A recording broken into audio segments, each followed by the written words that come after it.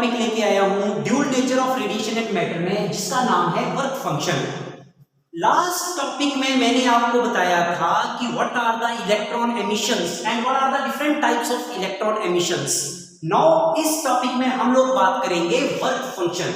ये work function क्या होता है, वर्क फंक्शन कहाँ करना पड़ेगा और वर्क फंक्शन करने से हमें मिलेगा क्या। फाइन, तो बच्चों लास्ट टाइम आप लोगों ने देखा था एमिटर या मेटल सरफेस एक ऐसा सरफेस है जिसमें जो इलेक्ट्रॉन लास्ट ऑर्बिट में है या आउटर मोस्ट इलेक्ट्रॉन में है ऑर्बिट में है, these electrons are the free electrons, means these are loosely bound to the nucleus।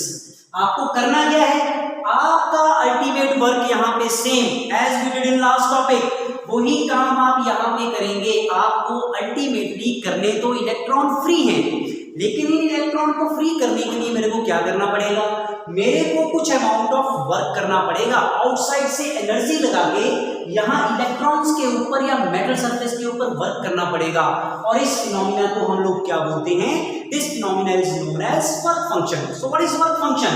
The minimum amount of energy और the minimum amount of the photonic energy which we are supplying from outside and which is responsible for making the electron free from the metal surface, that is known as work function। Why will we require this work function? Requirement क्या है work function की?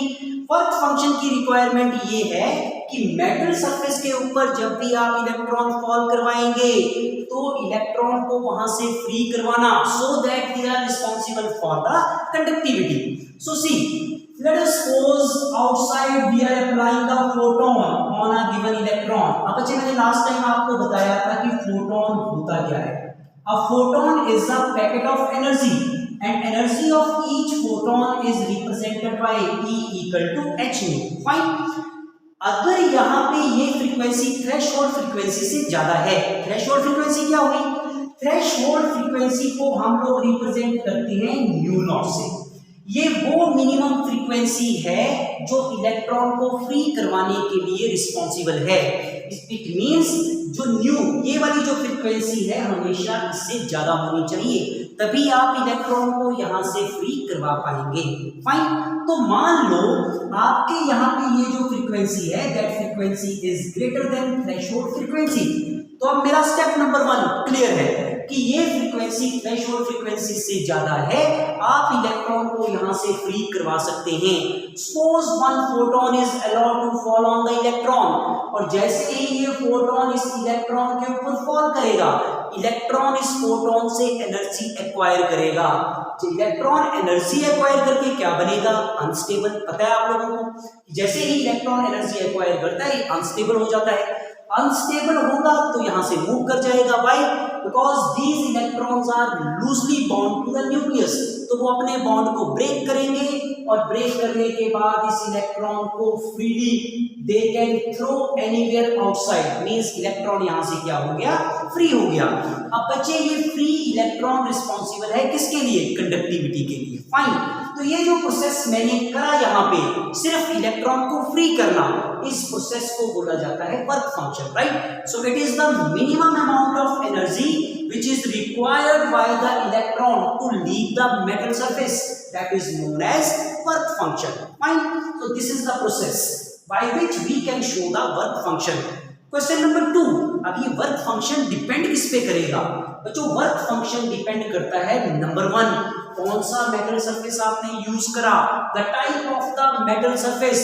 Number 2, the frequency of the incident photon, and number 3, the impurities we are adding from outside. Right, अब number 3 question है ये work function, इसको major किसमें करेंगे, कौन से यूनिट आपको अप्लाई करने पड़ेंगे जिसमें आप मेजर करोगे work function? Work function is measured in units electron volt. Electron volt वो यूनिट है जिससे आप वर्क फंक्शन को मेजर करेंगे। व्हाई इलेक्ट्रॉन वोल्ट, जूल क्यों नहीं?